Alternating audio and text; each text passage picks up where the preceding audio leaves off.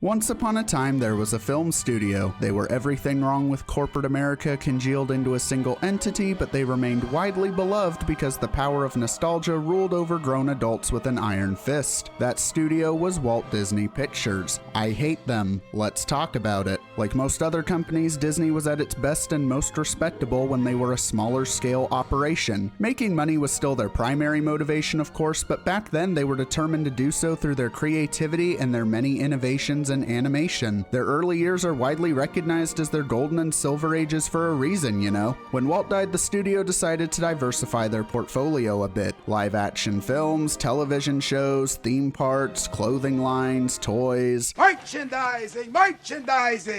Where the real money from the movie is made. Smart to not put all your eggs in one basket, but Disney's next move was to make sure they owned all the baskets. Much of their attention the next 2 decades or so has been focused on buying out their competition.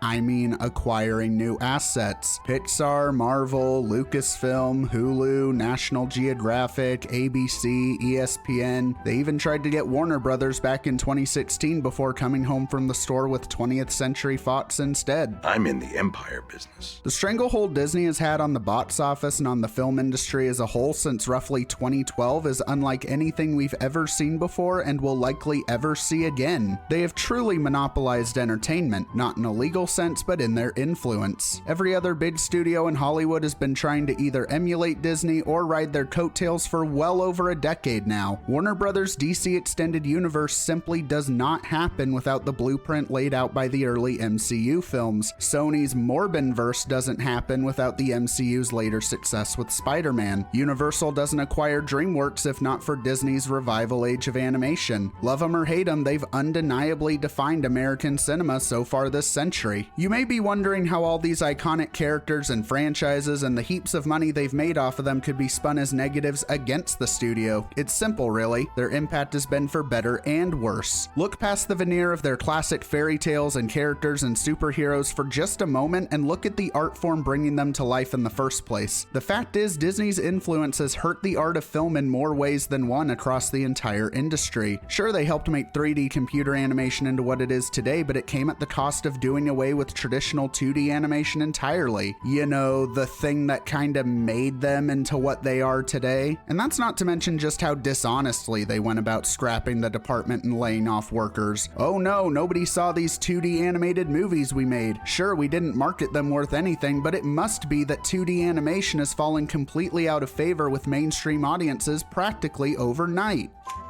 Sadly, the rest of Hollywood followed suit. But wait, there's more. Disney has also simultaneously revolutionized and ruined the very concept of a film franchise. Marvel may have had its humble beginnings, but it quickly grew into an all-encompassing cinematic universe, one that other studios want for themselves but don't have the first clue how to attain. If we pour all our IPs into a pot and stir them around and then throw in some lazily conceived connective tissue, then surely that will be enough to launch our own infinite cash cow up into orbit too, right? They did it anyway, and yet despite failure after agonizingly embarrassing failure, the rest of Hollywood continues to copy Disney in hopes that something, anything, will be able to compete. Even with Disney deep in their own creative rut and seemingly content with being there, no one else is pouncing on the opportunity. They're just copying Disney's flops now. Obviously, none of these trends point toward a healthy film industry, and not only is Disney the studio at the center of it all, they also adamantly refuse to help put a stop to it. They have the sway and influence over the rest of Hollywood to at least try and usher in a new era of creativity, but that's not what they want. They want nothing more than to remain where they are right now, with their boot firmly on the neck of the rest of a film industry that is trying and failing to imitate them. But why would a creative company want to stifle creativity for other companies? 2 main reasons. The first, which I just alluded to, is that Disney doesn't see other studios as alternative outlets for artistic expression. They see them as competition, and no business wants their competition to thrive in any way, as that would hurt the bottom line. It's the same reason why so many Dollar Generals have been popping up in smaller areas seemingly at random in the last few years, to snuff out the local mom and pop shops they would have otherwise had to compete against. The second reason is Disney's more modern approach to filmmaking. No, not any sort of groundbreaking new equipment or filming techniques. I'm talking about analytics, prioritizing streaming potential and social media presence over box office numbers and critical reception. If that sounds like the most empty and soulless way a studio could possibly produce films, that's because it is. It reduces storytelling to checking items off a list based on focus groups and surveys. It takes the fun of making a movie and turns it into a clinical process. It discourages filmmakers from incorporating their own unique styles and personalities in favor of a more uniform and universal look and feel. Ever wonder why every Disney movie that's come out recently looks the exact same regardless of the director or cinematographer? It's because analytics show that the most financially successful films tend to look like that, and so the executives at the top now dictate that everything under the Disney umbrella must abide by that aesthetic. Studio executives already tend to treat creativity like it's a bloodborne pathogen, but the ones over at Disney obey the numbers so blindly and faithfully they could make their own religion out of it. The degree to which they breathe down the necks of their film crews to make sure finished products will adhere to their precious analytics borders on unethical. What results are films heavily and almost visibly regulated at best, and outright ghost-written and directed by executives at worst. It stems from the main issue plaguing Disney. It's all about the brand. This is a cancer ailing every big studio in Hollywood right now, but for Disney in particular, it's metastasized to all vital organs. It's why they're so unconcerned with the destruction of their box office empire at the hands of their own streaming service. The box office was never their true empire. It was always the brand, the mouse. Analytics will change over time. Favorite movies will fade from memory, popular trends will come and go, but the mouse is forever. It's the reason they've pushed copyright protection to the ridiculous length it is today. They feel as though preserving the mouse in perpetuity is vital to preserving the brand because in their mind, the mouse is the brand. Wholesome, loving, family-friendly, all the values people have always associated with Disney. But does Disney live up to this public image? No. The objectively correct answer is the loudest and most resounding no that humanity is capable of mustering. What exactly about them fits the wholesome persona they insist upon for themselves? Was it Walt Disney himself being racist and touring an actual Nazi around the animation studio at the height of Hitler's power? Is it many of their older films heavily featuring racism only for them to now pretend it never happened? Is it being so stingy with their copyright that they refuse to allow Spider-Man to be etched onto the grave of a 4-year-old boy? Is it their performative advocacy and tokenistic representation of minorities in their movies and television shows? It's not easy being a new parent.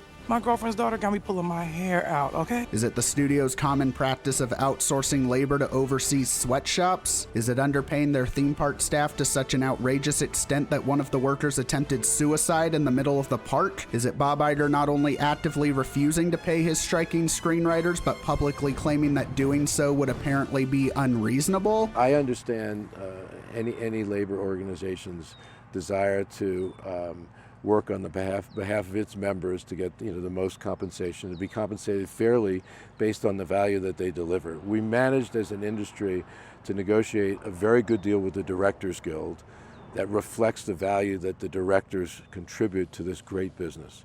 We wanted to do the same thing with the writers, and we'd like to do the same thing with the actors.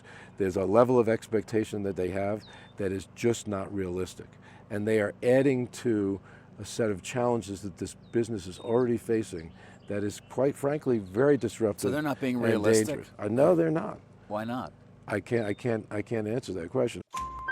Friendly reminder, he accepted quite the lucrative payment package when he returned to Disney. You know, in the middle of mass layoffs. Bob Iger honestly needs to start carrying plants around with him everywhere he goes to replace the oxygen he wastes every time he gives one of his hollow speeches. Let's make one thing clear, Bob Chapek may have been a moron, but Disney brought Iger back for one reason and one reason only, to reassert control over Hollywood. Their throne had been usurped by Universal and dominance needed to be reestablished. What's a more Iger thing to do than throw money at all the studio's problems and hope they can now work themselves out? To no surprise, this has largely exacerbated old issues that he himself either caused or made worse in his first tenure. It deeply saddens me that this apparently needs to be said, but throwing money at problems does not tend to work out long term. All it does is put a band-aid on a deep wound that needs stitches to properly heal. Disney's biggest issues under Iger have been bloated budgets and toxic workplace culture. Call me crazy, but I have a hunch that taking the salary he did in the midst of layoffs while also refusing to pay residuals to screenwriters who felt it was necessary to go on strike to have their voices heard probably didn't do much to solve either of those problems. Lazily chucking a golden wrench at a leaking pipe from your chair doesn't magically fix it. The worst part is that this isn't going to end anytime soon because analytics fully support carelessly throwing money. Look at the list of highest grossing films of all time and tell me how many of them had small budgets. Next to none. Analytics therefore dictate that the higher a film's budget, the more money it will likely make at the box office.